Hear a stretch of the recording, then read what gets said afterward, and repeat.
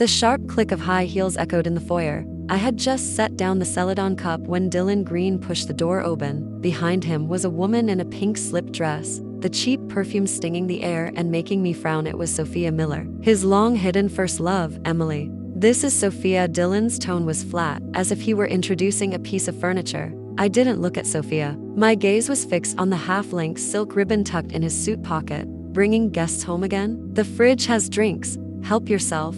"Emily Lynn." He grabbed my wrist. The warmth of his palm was familiar, yet I felt only a biting cold. "Don't touch me."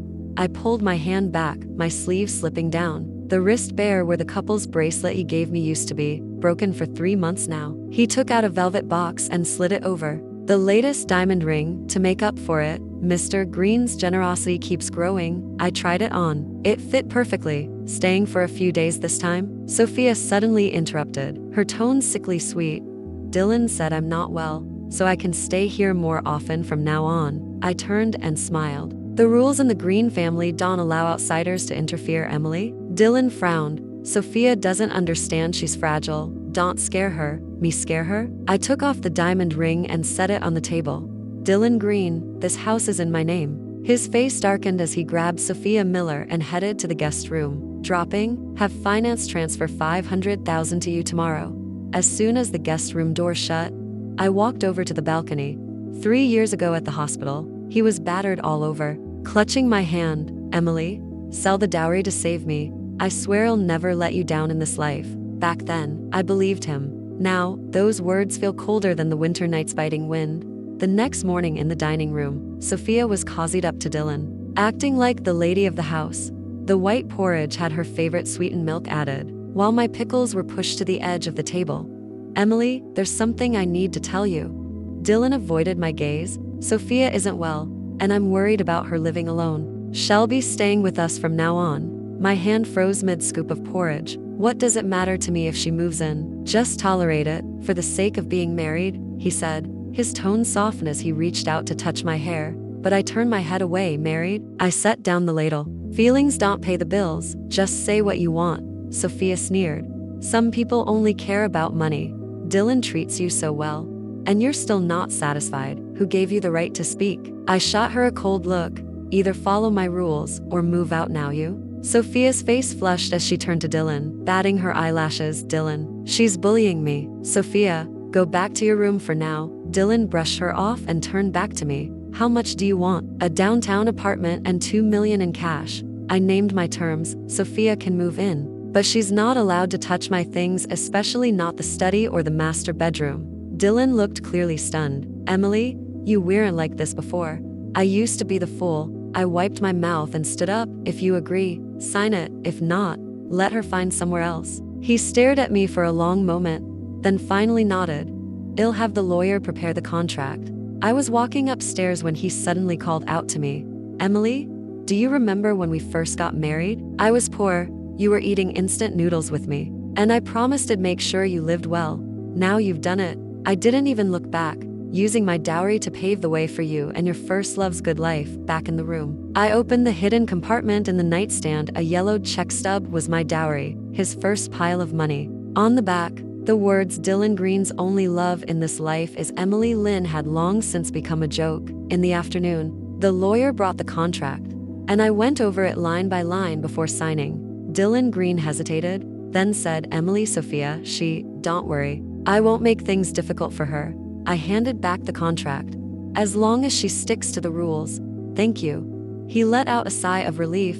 I smiled without a word. Sophia had moved in for just a week, but the house was already different. My limited edition scarf was tossed on the sofa, stained with some lipstick I didn't recognize. The study's bookshelf had been rearranged, my professional books shoved into a corner, replaced with her romance novels. Even the fridge was packed with the imported milk she loved, while my fresh squeezed juice had been pushed to the very bottom. "Sophia, why is my scarf here?" I held that 50,000 silk scarf and asked her from the living room.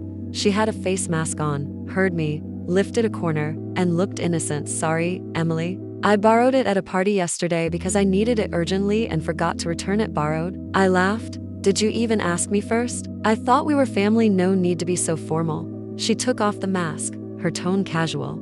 "It's just a scarf, not worth much." Dylan's allowance could buy me 10 of these. This scarf is worth 50,000. I folded the scarf carefully, my fingertip brushing over the obvious stain. Either you pay for it, or clean it and apologize to me. Why are you so petty? Sophia frowned. Dylan didn't say anything. Do you really have to make a big deal out of it? Just because Dylan didn't say anything doesn't mean I don't care. I stepped closer, my gaze turning cold. Apologize. Now, I won't. Sophia raised her chin stubbornly. You're picking on me on purpose. You're jealous because Dylan cares about me. You were the one who touched my things first, breaking the rules. No sooner had I spoken than the sound of a key turning at the door. Dylan was home. Dylan? Sophia immediately changed her expression, rushing over to grab his arm with tearful eyes. Emily bullied me, all because of a scarf. She insisted I pay and apologize, saying I'm an outsider. Dylan frowned at me, his tone impatient. Emily, it's just a scarf. Sophia isn't well. Don't be mad at her. I handed the scarf to him, pointing at the stain. It's my thing. She used it without asking, ruined it, and didn't apologize. I'm not asking for money. I want respect. Can respect put food on the table? He pulled a bank card from his wallet and shoved it into my hand. There's 100,000 on it. Take it. And don't make things hard for Sophia. Clutching that flimsy card, all I felt was bitter irony. Fine, I love money. Next time she touches my things, 100,000 each time, no exceptions. I said that and turned back to my room. Just before I closed the door, I heard Sophia's hurt voice.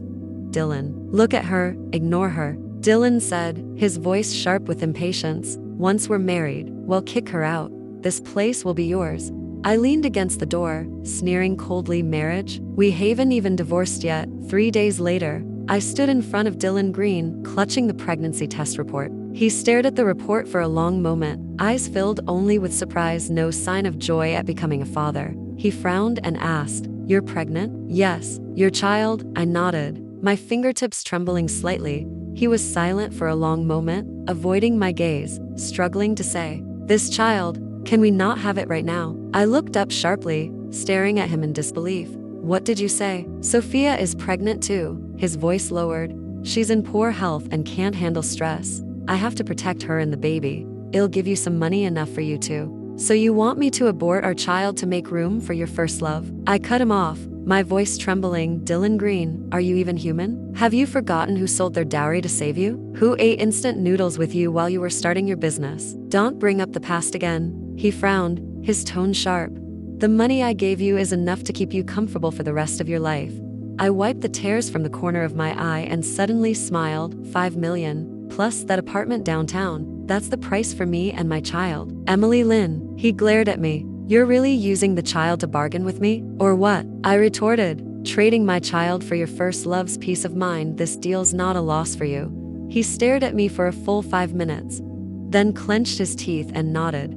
Fine, I agree. That evening, the mother-in-law suddenly showed up, grabbed my hand as soon as she came in, and looked me over, her eyes red. Emily, I heard that Dylan Green, that bastard, has wronged you. Mom, that's not true. I forced a smile, still saying it's not true. The mother-in-law suddenly turned to glare at Dylan, who was coming down the stairs. I've heard everything. He brought that Sophia Miller home, and then had the nerve to make you abort the baby. What a disgrace. Mom, please don't listen to what outsiders say. Dylan Green hurried over. Emily and I were just discussing bullying my daughter-in-law. Mother-in-law sneered, pointing at him. Dylan Green, let me tell you, Emily is the daughter-in-law I chose myself. I've seen everything she's sacrificed for this family. If you dare wrong her, then you're no son of mine. Sophia Miller happened to come out of the room, and hearing this, her smile froze. She timidly said, Mrs. Green, you're here. Mother-in-law's stance was firm. Our family doesn't welcome people who break up other families. Pack your things and leave now, Mom. Dylan quickly shielded Sophia. Sophia is pregnant with my child. She's not well and can't be upset. Pregnant or not, it doesn't matter. Mother-in-law stepped forward, her presence overwhelming. A shameless woman like her, even if she has the baby, I won't recognize it. Emily's carrying your child too. Why don't you protect her? I'm not the one breaking up the family, Sophia sobbed, clutching Dylan's arm. Dylan and I truly love each other. If it weren't for Emily back then, so. True love means you can be a mistress. Mother-in-law cut her off. Listen, as long as I'm alive, don't even think about setting foot in the Green family's house. Dylan Green's face twisted with anger. Mom, you've gone too far. Gone too far? Mother-in-law shook with fury. You're the one who's gone too far. Emily sold her dowry and endured all those hardships for you, and this is how you repay her? Have you no conscience at all? The whole scene erupted into chaos. I stood to the side, watching it like some absurd farce. Late at night, mother-in-law quietly came into my room and slipped me a bank card. Emily, here's $2 million. Take it. Dylan's wronged you. Don't let yourself get hurt anymore if you don't want to be with him anymore. Mom's on your side. Half of the Green family's assets belong to you, and he'll help you fight for them. Clutching the bank card, my nose suddenly stung. Finally, someone in this family still remembers what I've done. The next day, Dylan Green pulled me aside to talk about the shares, his tone firm and unyielding. Emily, I want to transfer 10% of the company's shares to Sophia to secure her and the child. 10% of the shares is worth at least $100 million. I looked at him, a cold smile tugging at the corner of my mouth. Dylan Green, you're really generous with her, Emily. I know you're upset. He tried to explain, but Sophia, I disagree. I cut him off. This company is our joint venture after marriage. Half the shares belong to me. You have no right to transfer them by yourself. That's my company. He glared at me. If it weren't for me back then, if it weren't for me selling my dowry to raise your startup capital, would you even be where you are today? I stood up abruptly, raising my voice. Dylan, don't forget the foundation of this company was built on Emily Lynn's dowry. His face instantly went pale, and he opened his mouth but couldn't find the words. If you want to transfer the shares. I stared him down, saying each word clearly. Give me $200 million, and I'll give up all the shares, including the part converted from the dowry. Then we're done, clear and clean. You're making an outrageous demand. He slammed the table and jumped to his feet, the chair scraping loudly behind him. You're the one who crushed my dignity first, betraying our marriage. I looked at him coldly. Either the money, or forget about transferring the shares. Your choice. He stared at me with a complicated gaze, then stormed out, slamming the door behind him.